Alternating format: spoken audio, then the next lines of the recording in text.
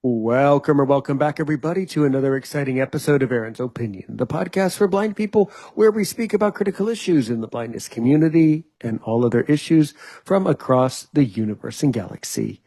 Today, we're going to be joined by Sheldon Francis, the Blind Traveller. I love traveling, and apparently you do too. So I'll just let you dive into the whole story. Who's Sheldon Francis? Who's the Blind Traveller? What's your life story? Go. I'll mute my microphone. Tell the whole story. Thank you so much, Aaron, for inviting me onto your platform. I definitely appreciate your time. And yeah, guys, so my name is Sheldon Francis, and I am a blind traveler. And I was born and raised in Toronto, Canada. And my mom and dad, they migrated to Canada. My mom migrated from Jamaica, from a small town called Clarendon, and my dad, he's from Accra, from Africa, and they both came to Toronto in the early '70s when back then a lot of Caribbean and Afro, I guess Caribbean, were migrating to Toronto, Canada at the time they met. And then I was born in 1976. But I wasn't born blind. Um, I was diagnosed in 2001 when I was about 24 years old with glaucoma. So I actually started losing my hereditary. So I started losing my peripheral vision in 2001, and I went to the doctor, and they sent me to the hospital to see a specialist. And then once the specialist found out that I had glaucoma, which is a hereditary eye disease that runs in my family, I had to do a bunch of emergency surgeries to drain out the fluid that was building up in the back of my eye that was kind of like damaging all of the optic nerves that are connected, I guess, to the brain. And yeah, the doctor told me that I will be going blind eventually, close to like my late 30s, early 40s, and yeah, he said like I really had it bad. My mom has it, my dad has it. On my mom's side, my grandfather and grandmother, great grandmother, were completely blind, and same thing on my dad's side. My grandfather was completely blind, and yeah. In the beginning, it kind of hindered me a little bit because, I can still see 20/20 out of my left eye, but I was just losing my peripheral in the right eye. Yeah, like it was difficult because I was very young at the time and I didn't understand what glaucoma was. Did I rebel a lot? Yes, I did rebel. Wasn't really listening to the doctor when he told me to take the eye drops religiously. I was young, and what I know now, obviously, I would have, listened more to the doctor back then.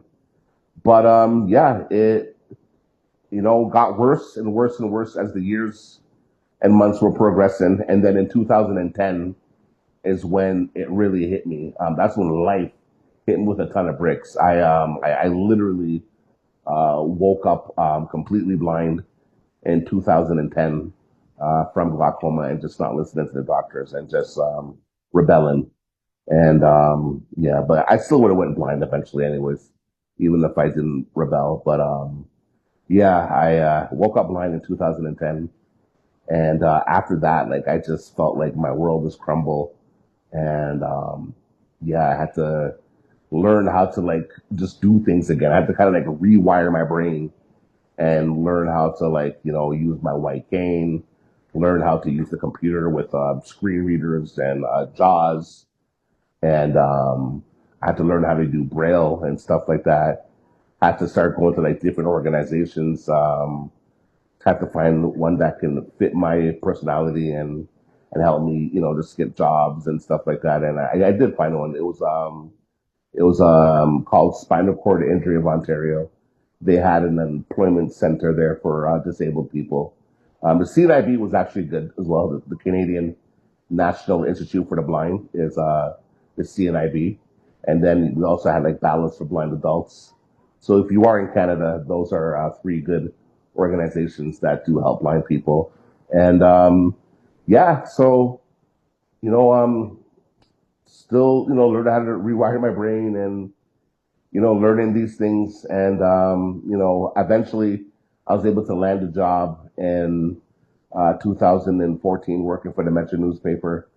And yeah, after that, I landed a full-time career job doing office administrative work in 2016 for one of the largest printing companies in Toronto. And I was there for about 3-4 years, and then the pandemic hit. And then once the pandemic hit, yeah, I got let go from work, and everything just kind of felt like it was kind of crumbling down in my life again, because just being locked into my apartment and not being able to go out, it was just very difficult. I literally felt like I was a prisoner in my body, and especially like when I had to go to the grocery store and stuff like that. Just to try to find somebody to help me, just buy groceries and stuff like that was not easy. We had to distance ourselves from everybody, and it was very, very difficult. I had a friend that lived in Montreal, and he travels the world a lot, and he actually, told me to get a passport, which I haven't. I haven't had a passport in like it was like 20 years. Yeah, 20 years, and yeah, when he told me to get a passport, and I can meet him in the Dominican Republic. At first, I was hesitant, and then he's like, "Trust me, it's gonna be worth it. You're gonna have fun." So yeah, around July of 2020, during the pandemic, I got myself a passport, and I bought my plane ticket to go to Punta Cana in the DR. And I just remember like getting off the plane in September. It was September when I jumped off the plane, and like I just felt this huge weight just lift off my shoulders, and I was just like, wow, like the smells, the sounds, were like different. It was like magic in my ears. Like even like listening to the ocean, man, it sounded like so therapeutic. And at that moment, I'm like, okay, yeah, this is good.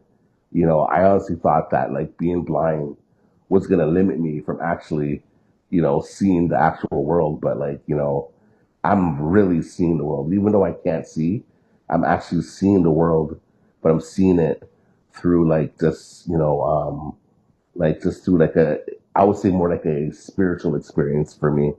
And that was like that huge weight that just lifted off my shoulders. And that was like my spiritual awakening and my yeah, call to just travel. And then that's what I did. I just started traveling the world. I lived in the Dominican Republic for a few months, and I started a YouTube channel called Sheldon the Blind Traveller, because like when I was doing my research on YouTube, didn't really find too many blind people that were relevant at that time that were traveling the world. And yeah, I just started a YouTube channel.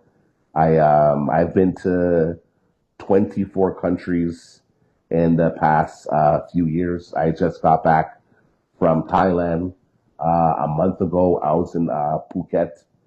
Sorry, not Phuket. I was in Pattaya and Bangkok. And yeah, I've been all over the world. My next trip is going to be at the end of this month.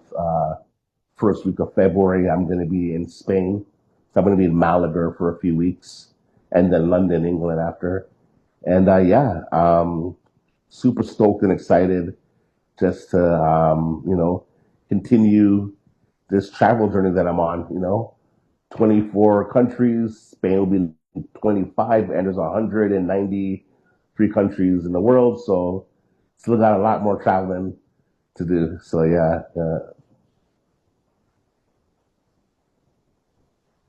Well, I mean, I think that this really speaks to me. I've traveled all over the world as well. Hmm. Yeah, and you're so right. It's, that's really the most important thing, is to get out there and start traveling. And, I've really noticed, considering that I've been traveling off and on my entire life. Now, I'm Well, I'm a little bit younger than you. I'm only 34. Mm-hmm. So, I've been traveling. Well, my first international trip was probably when I was a teenager or something like that, about Mm-hmm. 20 years. So the past 20 years, I've been traveling constantly too, off and on. It's really important that you travel because when you get older, it becomes much harder. Everything is harder when you're older, especially traveling. The stress of traveling, planning trips gets harder and harder, and Mm-hmm. dealing with the stress and the exhaustion of travel gets Mm-hmm. much, much, much, much more difficult each year.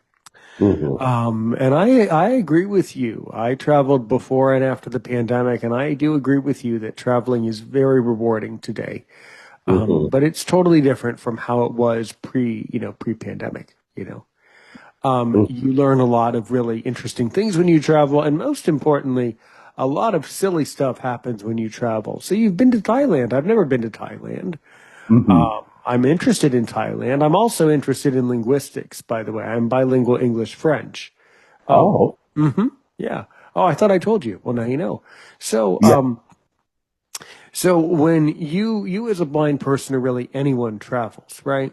If you're talking to most or many travelers who, although many travelers are multilingual, by the nature of travel, it usually does attract a multilingual person, but not all the time. So, for one thing, how many languages do you speak and how do you navigate learning about a new place, especially when you do not speak the local language? Let's really dig into that. Yeah. So I only speak proper English. I do speak broken Spanish, right? Yeah, like I speak like hola, ¿cómo está? Bueno. I don't like pollo, chicharrón. That's like my favorite fried pork skin.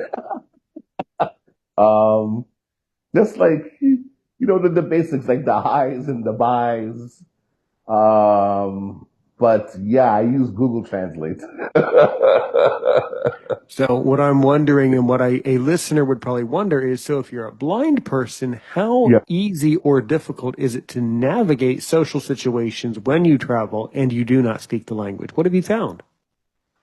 So you're not gonna believe this, but this actually works. So my friend who actually lives in the Dominican Republic, he's from Montreal, and because I can't see when he's trying to speak Spanish, he speaks broken Spanish as well. And I asked him, I'm like, how did you just have a full out conversation with this guy? And like, and like your Spanish is horrible, right? He actually told me that they read your hand gestures. So I'm like, that makes a lot of sense, right? So he uses his hands and makes motions with his hands, kind of like sign language, to kind of have them understand. So, like, for example, if I'm sitting at a restaurant and then I say, can I get a drink, right? I point, he said he'll point to his mouth and kind of like tip his head up and do like, he'll hold his hand like he's holding a cup. And it's like, pop, pop. They get us out in the air, right? Like, Yes, yes. yeah. So I thought, what? This works to a point, except for the fact Mhm. that you have to be, number one, when you're a blind person, you have to be really careful about moving your hands around too much, right? De- de- Definitely. For several different reasons. One is subtle and one is obvious. The subtle reason or the obvious reason is that when you're blind, you don't know how nonverbal communication fully works. Okay, that's a really good reason not to move your hands around too much. All right. Mhm. The other thing about motions and nonverbal communication is not the same from country to country. Oh, I Um, know. Yeah, so yeah. you have to be really cautious about what it might mean hmm in their culture when you do it. hmm hmm hmm So that's a huge consideration. But you hmm are correct. Typically, when I travel with older people, if you're old and you travel, that's kind of a good thing because when you get really old, people start feeling sorry for you, and then hmm they're more tolerant to you using hand signals. But if Yeah. you're a young middle-aged person like me, They Mm-hmm. expect me to speak the local language and not use hand signals. They expect me to be able to kind of do without that. But you are very right.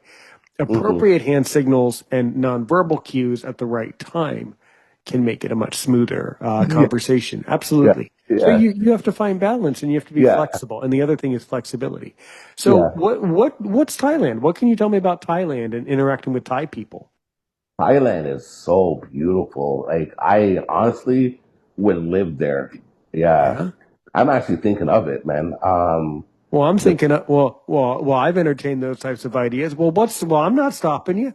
Well, oh, go. okay. Most people don't want to live in So Canada one their thing I whole can life. definitely, one thing I can definitely tell you, I felt very safe there, and I did a lot Of of research course. when I did a lot of research before I got to Bangkok, and Mm-hmm. yeah, like pretty much all the YouTubers were explaining in their videos how safe Thailand is. Very, very safe. And they're very hospitable there as well. Like, let me give you a quick example. My friend misplaced his little fanny pack. He had his passport in it. Ooh la la. He had his money, American money, Thai bots. And yeah, he actually thought he lost the fanny pack. And then when we left to come back to Canada, the cleaning lady found it hidden in one of the drawers. Yeah. And they actually contacted him and they sent him back his bag with the money in it, Mm-hmm. right? With the money in it, right? So that was number one. And also too, like you're on your feet all day. There's always something to do, you know. And then also too, the food is to die for. The food is so delicious, and what I love about the food is like they're not giving you too much. And every meal that you get is either with a piece of fruit or a salad or like just some sort of like vegetable. Like it's very very clean eating. Um, and also too, it's so affordable. Like I got a rice and fried pork dinner for like $8 Canadian. You can get some areas you can get like an actual meal for like $5 Canadian. It all depends if you go to a fancy restaurant or if you want to buy some street food. Um, yeah, like yeah, very very nice. Yeah, that's wonderful. That's wonderful. What specific activities did you do in Thailand? Oh man, so I went to go. So me and my friends, we were walking down Kosan Road, and Kosan Road they have like games. They have what do you call it? That BB gun thing. I was actually gonna go shoot real guns, but my friends convinced me not to because that could be a liability. But you can shoot guns. We took some tours through the city. Went to the mall, and the beach was so beautiful in Pattaya. And we went to go hang out with the locals. And the Airbnb where we were staying had like a pool table in it and everything. Yeah, it was cool. It was cool. We walked down Soe 6. We went to Nana Plaza. We went to it's called Cowboy something row. Yeah, but we went to bunch of nightclubs. Cool, different like I ate a scorpion while I was there. Oh yeah, I can definitely picture eating a scorpion. Yeah, Absolutely. Yeah. yeah, yeah. So much to do there. I'm gonna be honest with you. I wish I would have stayed longer. I was only there for like 12 days. It wasn't enough time. Yeah, I understand, but when you travel to certain countries or certain cities, it's like if it's your first time, you don't know if you would or wouldn't like the place. That's the thing. Yeah, so you never Exactly. know until you go to a place several times. Yeah, if you're Yeah, truly going yeah. to love it or not. Yeah, The absolutely. next time I go there, like I would recommend that if you guys do go to Thailand, go for like at least 3 weeks to a month, and try to check out different like cities. Yeah, go to like Phuket is a beautiful island that my friend went to. I didn't get a chance to go there. Pattaya, Bangkok, and you have other parts of Thailand too. They're very, very beautiful. Yeah, yeah. Absolutely. Absolutely. Yeah. Yeah. How long did it take you? What's your flight path there from Canada all the way to Thailand? Do you go through LAX? Do you go through Honolulu? How do you get all the way to Bangkok initially? Okay, so to fly there was intense. I'm not even lying to you guys. It was literally intense. So it was a 5.5 hour flight from Toronto to Vancouver. So we left on a Friday. Yeah, we left Toronto. I think at like around like 4 o'clock, 5 o'clock in the afternoon. So when we landed in Vancouver, the time goes back 5 hours, right? Right. So 4 hours. Exactly. Yeah, the time goes Yeah. back 4 hours because we're in the West Coast now. So we Absolutely. left Toronto. Sure. Yes, we left the East Coast at like 5, landed in the West Coast, 4 hours in, but 4 hours behind. So technically we didn't leave Toronto, but you know what I mean? But it was the same time. I mean, what I meant to say. And then when we got to Vancouver, it was 16 hours from Vancouver to Bangkok. I see. 16 hours, yeah. So I would say 8 hours into the flight is when I really started feeling nauseous, and I had to like Sure. get up and I had to like stand up for like an hour. I Just so, understand. yeah, and then I would say 15. Sorry, not 15. Sorry, I would say about 12 to 13 hours into the flight. It's like you break through that, that like just like, oh my god, I'm gonna go crazy phase. Yeah. Yeah. Yeah, yeah, yeah. Because it's 16 hours. Yeah, like once you get to like I would say 14 hours, then you're like, okay, cool, yeah. And then one thing I can definitely say, the flight was very smooth. Yeah, but on the way, it's weird because on the way back, right? It seems like you get to Toronto faster because You do. remember going there, Thailand's 12 hours uh, ahead, right? Sorry, yeah, going there, Thailand is 12 hours ahead, and then coming back, it's 12 hours behind, right? So you get home faster. Like you Well, get home. yeah. So Sort of. how Sort about, of. Yes. yeah, that's what I meant to say, guys. Okay. So we left on Friday and we got there Sunday. hmm So now when we left on like a Sunday to come back to Toronto, we got back on a Sunday. hmm Yeah, yeah, Absolutely. yeah, yeah, yeah, yeah, yeah, yeah, yeah. Yeah, that's always magnificent. That whole time zone shift and how basically a aircraft is basically like a time machine in that context. Yes, You're yes. basically zooming around and going back and forth. Yeah, absolutely. Yeah, that And is. what I love about Thailand as well, like you have fresh, like juicer, like little juice bars hmm everywhere, everywhere. Fresh juice bars everywhere. Yeah, smoothies. Um, Man, the food was really good, and the weather's actually. I was scared that the weather was going to be humid and too hot and like just like smoggy. The weather hmm was beautiful. It wasn't too hot. It wasn't too cold. Yeah, it was beautiful. It wasn't too much humidity. Like yeah, because we went in November, so November is like I think that's when their summer starts. Right. I suppose I'm not sure actually what Mhm. how they classify summer over there, or if it's just dry and wet seasons, or how they. Yeah, yeah, yeah. So their rainy seasons, I think, is from April until April until October or something like that. Right. Exactly. Yeah. Hmm, Yeah. hmm. Really good. Really, really good, man. Absolutely. So So, I would say yes, overall, sorry for interrupting you, no Aaron. problem. I would just say overall quickly, my top three favorite countries, I would say Thailand is number one, Costa Rica is number three, and then let's go for some dry land. Amsterdam is Thailand's number one, Costa Rica's number two, and Amsterdam's number three. Yeah. Amsterdam's great. Yeah, that's a wonderful city. Whether you've never traveled or you've traveled your whole life, Amsterdam is always a great place. Absolutely. Mm-hmm. Yeah. That is really, really interesting. Yeah, definitely. Mm-hmm. Mm-hmm.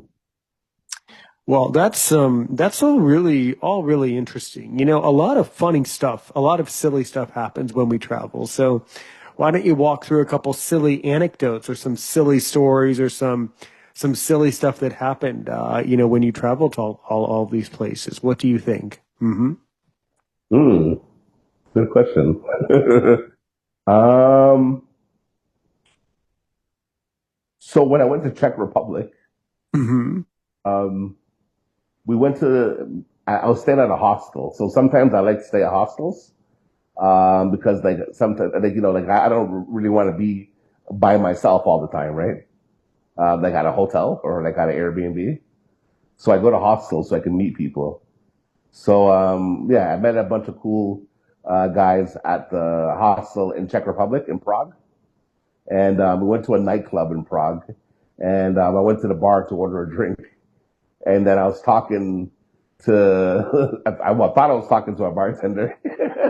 And Oh my friend boy. told me I was talking to a robot. They had robot bartenders at the bar in Prague. Yeah. Excuse me. And then I was saying to my friend, how crazy that Prague is like this old town, historical, like, you know what I mean? Like, place, with all the old architectural stuff, and Absolutely. and they have like robot bartenders, and then Toronto's all like modern, like New York City, and you don't see, well, I don't see robot bartenders in Toronto. Right, right.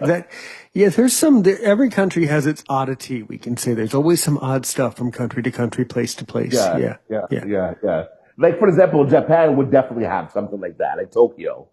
Yeah, I'm dying to go to Tokyo, by the way, too. Yeah, but Yeah, yeah, well, yeah. Japan might have things like that, but then again, I also think the impression that I'm getting about Japan is that a lot of Japanese people want to have more human interaction. So they Yes. might have the technology to have a robot, but you learn a lot from bartenders, actually, Yeah, if yeah, you get yeah. to Oh, know. I forgot to mention too, Aaron. Sorry for cutting you off, buddy. Germany had it too. Me and my friend went to the mall in Hmm. Frankfurt, and we ordered some Turkish food, and it was the robot that brought our food. So yeah, it was also Germany as well. Go ahead, Aaron. Sorry, buddy. That's totally fine, man. Totally fine. Yeah. Yeah, I think they're testing these robots, these robotic servers and things like that. Also, people like having interactions with bartenders. I remember I was on a specific trip. Hmm.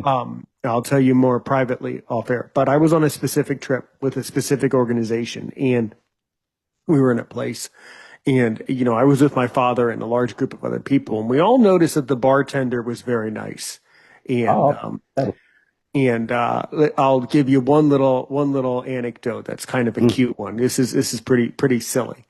mm-hmm. Now let me ask you: do you know what a Black Russian is?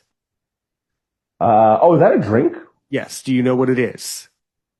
It's kind of like Jägermeister.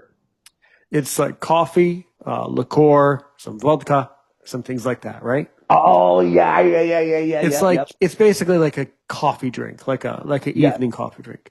yep, Now, yep, yep, this yep. particular place had a lot of, should we say, former Soviet Union oligarchs. There were a lot of oligarchy people there. A lot of Okay, people speaking Ruski, speaking Russian. right, right, So I was sitting outside, and this is why it's good to pay attention to your surroundings and to pay attention to where you are and what's socially appropriate. So my right. father says, I'm having a beer. He says, okay, do you want a drink? Because I'll stand up. I said, Yeah. yeah, go ask that nice bartender for a Black Russian. I said, this is where things I went see where this is haywire. going. I see where this is going.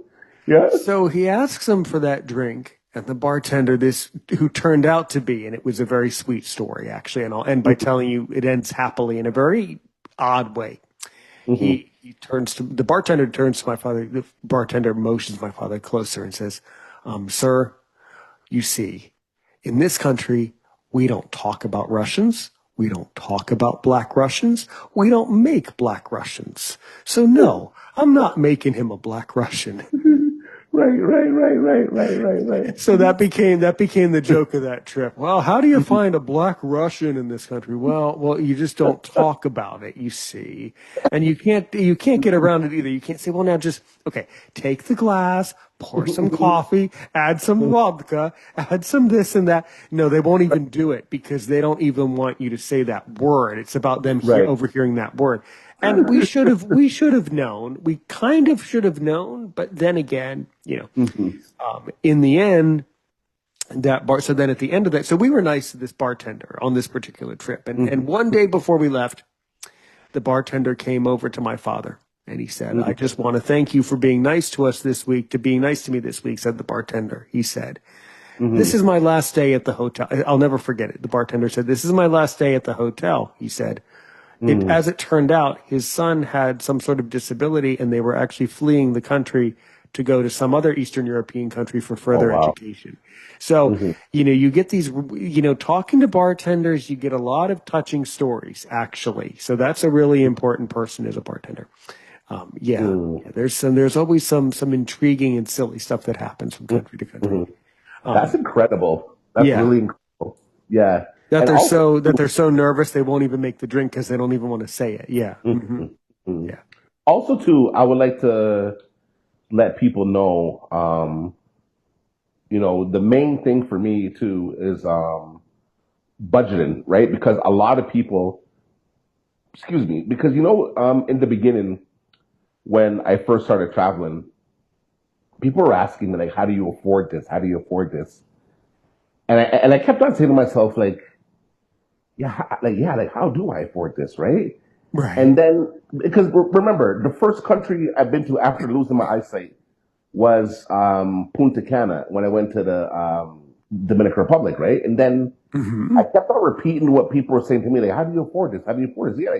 How do I afford this, right? And then when I actually looked, I'm like, I only paid $550 Canadian for my 2-week stay in the Dominican Republic, and then the resort where I stayed at was like about $350 for 3 nights, 4 days, 3 nights, and then after my buddy, we got a rental and we drove, through the country to his girlfriend's house where they have a house there, right? And then I stayed with them, right? But in the beginning, they wanted me to, have a good time and experience like the resort, right? And then after, they wanted me to experience what it's like to live locally as a traveler, right? And the thing is, like, I've learned that, you can travel on like a serious budget. Like, guys, like, I've been to Czech Republic, Prague. I was in Prague. I only had 600 euros for 8 days. And I actually was able to go home with 150 bucks euros still in my pocket, in the bank. You know what I mean? Like it's, if you want to like really have a good time traveling, like you have to like really learn how to just be patient with yourself. Because like once you're patient with yourself, you don't need to worry about flight centers. You don't need to worry about travel agencies. You don't need to worry about calling in Air Canada or calling an airline to book your ticket. Like, you can literally do everything for yourself online. Like, you could put the footwork in. And then on top of it, when it comes to accommodations, like, it's like you have so many options for accommodations. You can crash at people's places. You can get an Airbnb. You can get a room. You can get an apartment. You can get a hotel. You can get a hostel. You can get, like, you know what I mean, Aaron, right? Like, it's, and then on top of it too, like, even like, for example, when I was in Germany, like, you can get like cheap foods. Like, I ate a doner. A doner was like $8, and you got your lettuce, you got your tomato, you got your onions, you got your cucumber, you got like your beef or your chicken. It's like a nice wrap, like, yeah, like I tell people all the time, it's not expensive to travel if you want it to be expensive. Like I know people that are very lazy and they spend like 5 grand on a 1 week trip. Not me. 5 grand. You know how many countries I can go to, guys, for 5 grand? This year, I went to Poland. I was in Warsaw, Poland. I was in Belgrade, Serbia, and then I went to Bucharest, Romania. And I only spent, I spent exactly what I spent $1,159 to fly to Poland, to Serbia. Then I spent an extra $139 on top of that to fly from Serbia to Romania. You know what I mean, Aaron? Yes. And I stayed at hostels. So I'm literally spending like 20 bucks to 25 bucks to 30 bucks a day, a night, sorry, at these hostels.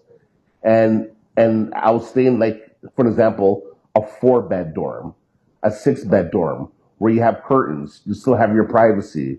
Yes, you share a bathroom, and then a lot of these hostels actually had a complimentary breakfast, like coffee, like the breakfast croissants and stuff like that. Like I've been in hostels in Amsterdam where they have a full out breakfast buffet, scrambled eggs, bacon, sausages, like yeah, like honestly, like my friends actually thought that hostels were like for homeless people.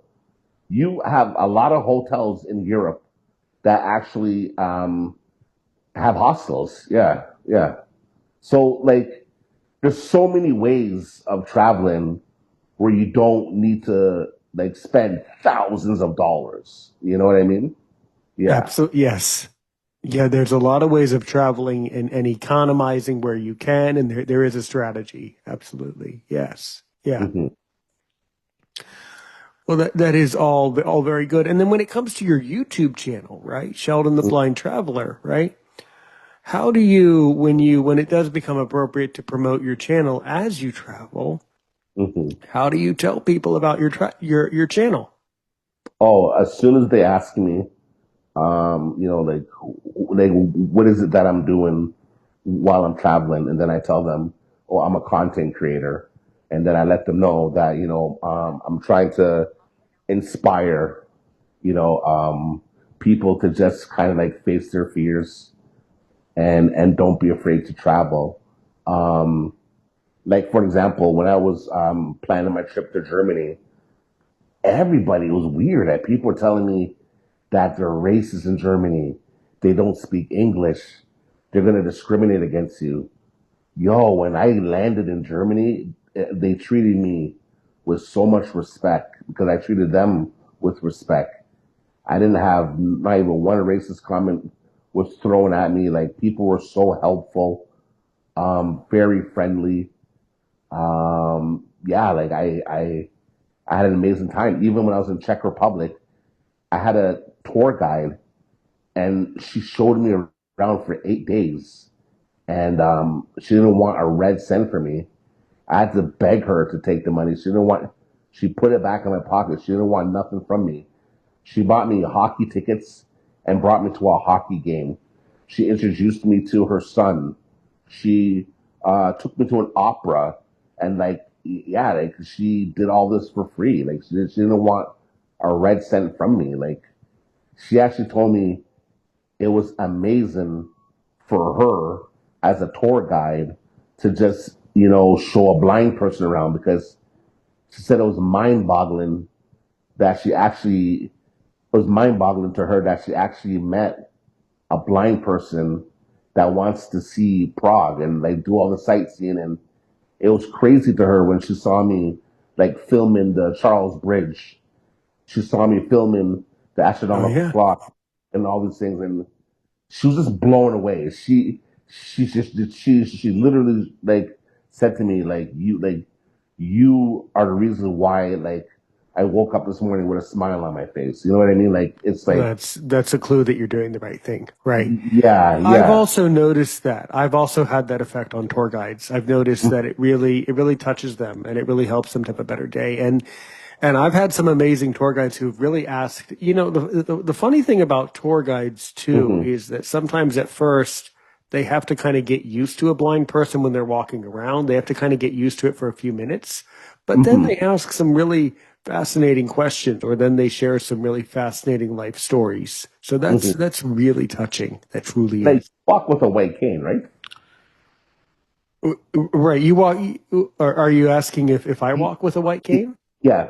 Yeah, yes, I do. Yes. Hmm. Oh, yeah, yeah. So that's the thing. Like once she saw me, and she's like, "Oh wow, you really are blind." You know what I mean?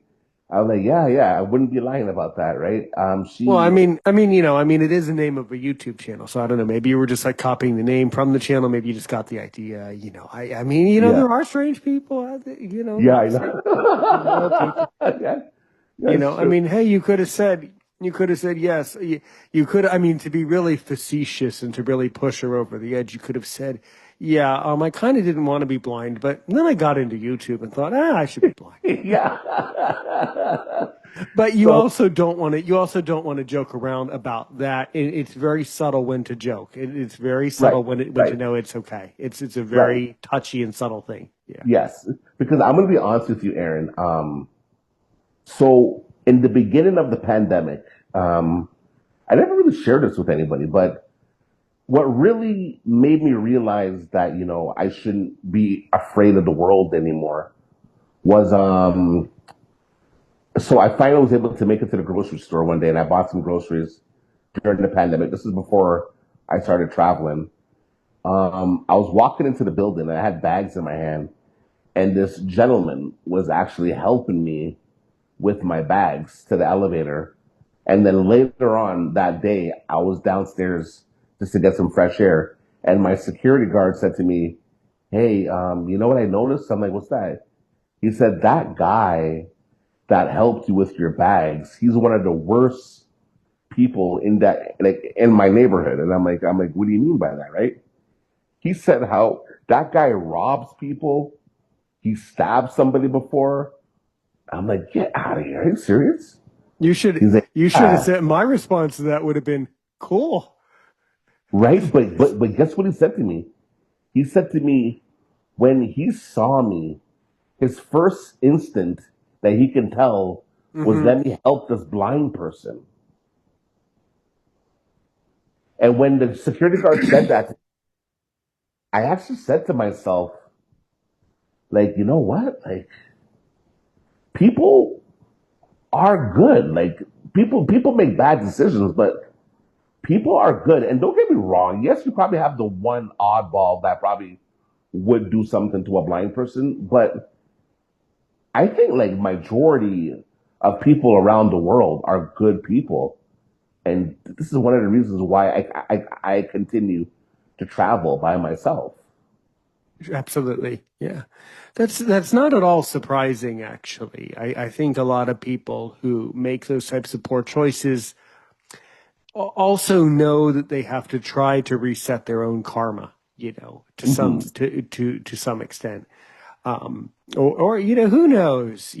There's a lot at play there. There's a lot of factors, but Hmm. that's Hmm. really cool. You're really a fascinating guy, as I knew you are and would be, absolutely. So Hmm. with your YouTube channel, right? Hmm. Um, what reactions have you gotten from other YouTubers, whether they're blind or sighted? What reactions have you gotten from other travel channels? And I've never delved into it, but there's many of them. Have you spoken to any of the other major travel Oh YouTubers? yes, yeah. So listen to this. So last year I have a friend that's he's a quadriplegic, and I actually got him to start traveling. And once I started traveling, me and him been to two countries last year. So last year, me and him went to Panama, and we went to Mexico. So when me and him went to Mexico, a bunch of other YouTubers were like messaging me, like saying, "Hey, dude, like I would love to interview you. You know, the blind traveler, right?" So I was able to. I kind of went viral last year, where yeah, I got interviewed by this guy named Aaron Ferris. He has like a 30,000 subscribed channel. He's a traveler. Andrea, Love Crossing Borders. Razor Ray, Ulysses, um, Mintuitions. These are two like guys that travel the world. Like I think I got interviewed like 10 times last year by different Ooh la travel la. YouTube channels. Yeah. And Ooh then la la. also, Well, that's so good. That's yeah, really cool, man. Yeah, there's a yeah, lot of characters out there who are travel YouTubers. Yeah. yeah. And they were all saying how it's incredible to see you and your quadriplegic friend in a wheelchair traveling, you know? That was big, man. That was big. That was big. Um, yeah, that was big. And also too, I have people that message me behind the scenes from all over the world with different disabilities now That's one that reach out to me Sheldon, that's and they wonderful. tell, That's so yeah, good. yeah, they tell me that I'm inspiration to them as well. Yeah, yeah. And I think when they say inspiration, they mean it in a good way. And you are very inspirational Yes. in the right professional, appropriate way. And that's so good, Right. man. Yeah, right, That's right, exactly. super cool stuff. Yeah. Yeah. So I'm glad that my channel is really, inspiring people to get a passport because like honestly, I never would have thought that I would fall in love with traveling as a blind person. But I remember when I was younger, when I was like 13 years old, 12, 13 years old, my mom put me on the plane by myself and sent me to England to spend time with my uncle and cousin for the whole summer. And and I was fighting it. I didn't want to go. Now Yeah. England is like my second home. Yeah. That's Yeah, so wonderful. That's yeah, so good. That's so good. Yeah. yeah, yeah, yeah. What about some of the other countries? Because well, I'm trying to maintain, trying to kind of stay on schedule here, obviously. But Mm, anyway, so before we get into the question, a little bit of a Q and A segment here, mm. right? So what are some countries you really do want to go to that you haven't been to yet? Ooh, I want to go to Buenos Aires, Argentina. Mm-hmm. I want to go to Argentina. I want to go to Brazil. I Mm-hmm. want Australia for sure. Australia, New Zealand. I definitely want to hit up Chile. Mm-hmm. Uh, um, so I've been to Colombia. I've been to Panama. I've been to Costa Rica. Been to Thailand. I definitely want to hit up Japan. Want to go to the Vietnam. I want to go to what do you call it? The Philippines. I want to go. Definitely want to go to India for the food and everything, the culture. India, Pakistan, Sri Lanka. So I want to. If I can actually go to every country in the world, I said to myself, if I can make it to every country in the world, I'm going to write a book after. And I also want to hit up the motherland where my dad's from because I haven't been to Africa before, and that's my plan for this year. I want to try my best to at least go to two African countries this year. I want to try to either go to South Africa, well, three: South Africa, Morocco, and Ghana, where my dad's from. Mm-hmm. Yeah, absolutely. Yeah. Yeah, that is really interesting. Yeah, those are fascinating places, all of them. Yeah. Yeah, it's interesting and great that you're going to go there. Also interesting that you haven't been to Ghana, where your father was born. Yeah. Hmm. Yeah. I know. But I've been to Jamaica like 1,000 times because it's so cheap and it's close because my mom's from there. Right. Yeah, no, that's interesting. So your mother grew up in Jamaica and your father in Ghana. Yeah. Yeah, yeah, Very yeah, interesting. Yeah. yeah. Because every time my dad will go to Ghana, he's spending like $1,800 to $2,300 for a plane ticket. Hmm. And the crazy thing about what I was telling you guys about budgeting and traveling, like you can't beat. Like, there's no way to beat around flying to like Africa for cheap or Thailand for cheap. You can't. Like, it doesn't matter if you book your ticket a year in advance. You're spending a lot of money for the ticket. Absolutely. But when you get there now, it's different That's because another factor too, the yeah, exchange rate and exactly how much, the economy and how the economy of the country is set up. That's absolutely accurate. Yeah. yeah. Because my dad told me the cheapest he paid to fly to Africa to Ghana was $1,600 to $1,800. 1,600, and that would then with suitcases and everything, 1,800 and seats. Yeah. Absolutely. Absolutely. Well, very good, man. Very, very good. All right. Mhm. Well, I want to make sure we get to the question segment and then we Oh, can use all the time you want. But I want to make sure that I say to you, Sheldon, what questions do you have for Aaron Richmond? What do you want to know about Aaron's opinion? If you can ask me one question to really make me sweat, to see if I'm mm. worth my salt as a podcaster, really get under my skin. What do you want to know? Go. How long have you been a podcaster for? 5 years. I started the podcast in 2020 during the pandemic, at the height of the pandemic. I want to create, and I wanted to create, and I will create, and I am creating a space where blind people, and really everybody, whether you're blind or not, no matter, regardless of disability or ability, I want to create a place where everybody feels the confidence and comfort to come to my microphone and have a great conversation. And that's basically what we do at Aaron's Opinion. We have great conversations and we talk about a wide range of topics. Beautiful. So And what's that's your why. goal? And what's your goal? Like your end goal with the podcast? Well, the goal of it is keep doing it, keep enjoying it, keep doing it, keep building out the product, keep building out the connections, keep building out the experience for years. That's what you do with the product. It just keeps going and expanding. Mm-hmm. I can tell with you that you actually enjoy this, and it's not about the money. I certainly thank you. I do enjoy it, and I certainly hope I enjoy it Mhm. because it's podcasting is kind of a lot of work if you don't like it. I mean, I don't know why anybody would do it if they didn't like it, but you're correct. I just love talking to people, man. I love having these conversations. Yeah.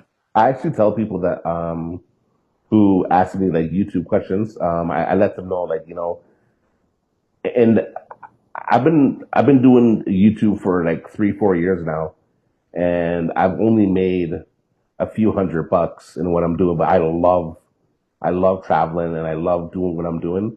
And I tell people like it's not about the money. Like if the money comes, then that's a bonus, right? But I actually love doing what I'm doing, and this is my career. Um, yeah, and I do work part time at Salvation Army and the CNE and stuff like that to make a little bit of money for my travels. But yeah. But I wanted to ask you, Aaron, what's your background? Sure. My background is in the field. Well, in a lot of different ways. My Like where are your background. parents? Yeah. Like where Well, are you from? Yeah. sure. Well, I'm an American guy.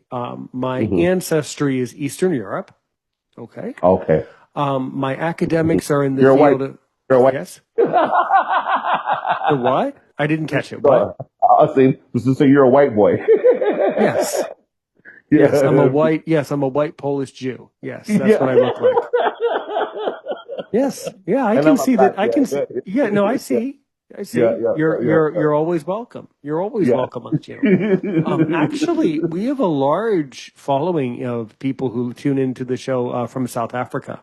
So yeah, even though I'm a white Jewish guy, a Yeah. lot of people who are from countries in Africa who look like you watch the show. So yes, That's that's a big beautiful. part of the. I mean, when you That's stop and think about it, that's a large part of the world. That's a massively large part of the global population are people who yeah. look like you, right? And my friend Corey told me about you, and he vouches for you. And Corey's a really, really great guy. Isn't he fun? Yeah, He he is. is, you are such a nice guy, Sheldon, but there's something, you are just the nicest guy, just like Corey. But have you noticed that there's something overwhelmingly kind about Corey? Just his like persona is just so Yeah, positive and so like so pleasant. Like I could yeah, just take that guy out for a beer. I could yeah, just walk around. Just I could just let him talk and just walk around. I don't have to say anything. He's just a nice guy. Yeah, he's yeah, really yeah, cool. yeah, yeah, yeah, yeah. He is. I wanted to ask you a serious question. So when it comes to podcasting, right? Are there limits where you are going to draw? Like, okay, how would I explain it? Like, you have podcasters that have the wow factor that would like allow certain people to come on their podcast and allow certain language. Right. Yes. Like you know what I mean? Like for example, I watch a lot of Pierce Morgan, but I find myself watching him more for the drama than what the people are talking about. If you know what I mean. Okay, sort of. Yeah. Yes. Yeah. So what I'm saying is like you know how some podcasts like they get thousands and even millions and hundreds of thousands of views Mm-hmm. with like the drama, the wow factor. Like, do you ever think of like maybe going down that road sometime? Because the reason why I'm asking, because when I was talking to Corey, like I did say to Corey, like, hey, like, you know, I have a lot of stories, right?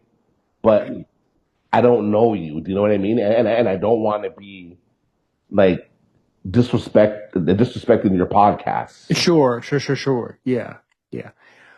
So you're kind of asking what are my limitations and what are my rules and what are my boundaries when I interview somebody, right? Yes. Yeah, that's a really interesting question. Okay. Have you listened to Aaron? Have you listened to many of my episodes? Not yet. No, no. Oh, okay. That's good. Because if you had listened, you would discover that I don't have a filter. And I've had a lot of people on this show who are definitely saying things that you shouldn't be saying out loud. So trust me when I tell you that my filter doesn't really work on this podcast. We cover a lot of really scary stuff. And that's a really important thing. I've had a lot of people on here who've told very sad stories, highly disturbing stories, highly inappropriate stories. But when they Right. tell the story, I allow them to tell the story in the spirit of, look, sometimes people just need to talk. Yeah. Yes. I'll give you, you know what? Let me tell you, let me say on air, keep listening to the podcast and go back to previous episodes. Off air later today, Yeah. I'll give you a good example of a podcast of an episode here at Aaron's Opinion where we definitely pushed the edge of the envelope, but in my humblest opinion, we did it we maintained a level of good spirit about it. But but that's what's fun about you. You're positive. A lot of times, we have to have guests here that have to get stuff off their chest and, say, use strong language or just talk about really sad stuff. So it's always fun Yeah. when we have, people like you who are just fun and happy. But by no means am I saying that it's a negative thing to be happy all the time. Although happy and cheerful people do get on my nerves. I mean, that is like one of the Right. things. Yeah.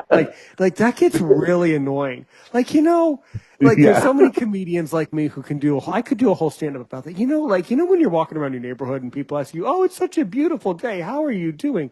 I Yeah. just want to slap them. I really do. Yeah. Because There's been like 10 times where I've had to control myself and like, don't hit him. Don't hit him. Yeah, He doesn't know. yeah. He's just a happy person. It's like, God, Right. stop being happy.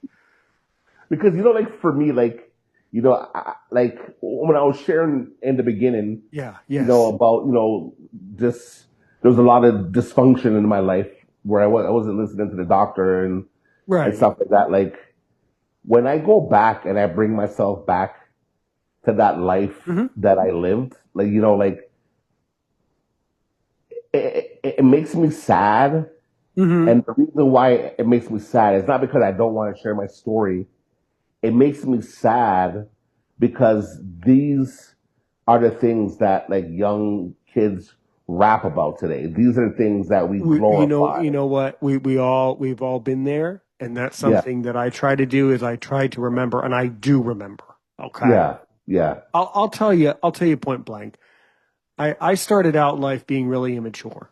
Okay. And now that I'm 34 years old, I have the maturity and the humility to understand. I started off really immature. Okay. And there were a lot of reasons. But that's how life goes. And so you go through life, you grow up, you make changes, you piss off all the people you need to piss off. And then you discover, well, I want to build a brand and represent myself in a different way. And that's something that I've had to do. Right.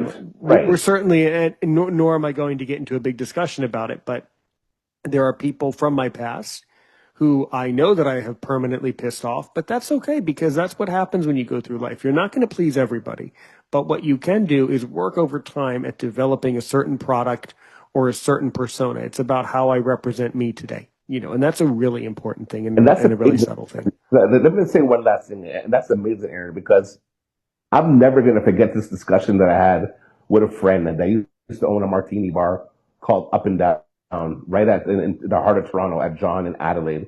His name was Patrick. If he's listening to this, hey, Patrick.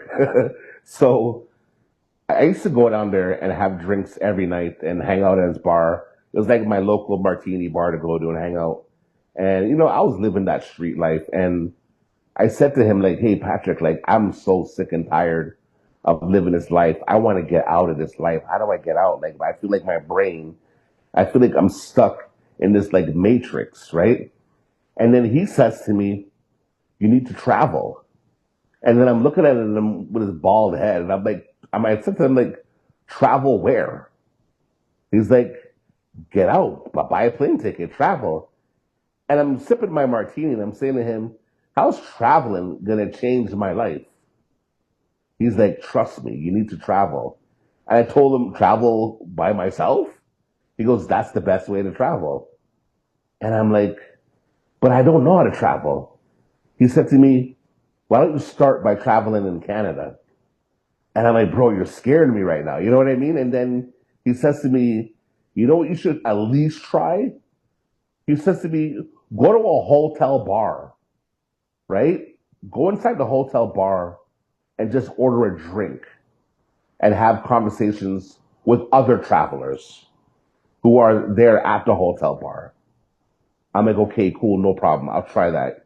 He said, it'll open your mind, it'll broaden your mind more, So I'm like, okay, cool. So I take a taxi cab to the Hilton one night and I sit at the bar and I'm having a few drinks. And this lady from Texas came down and sat beside me and we were having drinks and we're talking. And I said to myself, Patrick, that was the best night of my life. Just sitting there having a conversation and she was married, but we were just talking. And it was so refreshing to be speaking to this lady, that's from Texas. And here I am from Toronto, right? And who would have thought that like years later, like this is what I love to do. You know what I mean? Yeah. 1,000% yes. That's the why. That's really cool. Yeah. Mm-hmm. Yeah. And I think for me, what it was after I mastered the French language and got really confident, like going up to French people and talking, then I discovered that I can travel too. So that's kind of what it was for me in a very different way, but still a very similar way. So yeah, yes. So what else do you want to know, man? So siblings? I have one. Okay. Yeah. Cool. Hold on 1 second. Mm-hmm. I have one sibling. Yes, exactly. Mm-hmm. And then your next trip. You told me you were going to France, right? I've been to France many times. My next trip later this year, later in the year, I'm going to Spain, and then later on, towards the end of the year, I'm going to Japan. Yeah. Spain. Which part of Spain? Seville. Oh, okay. Mm-hmm. Cool. Heard of it. Yeah. Seville, and then I'm going to go all over Japan when I do go to Japan. So that should be, so I will be able to report back to you about my experience.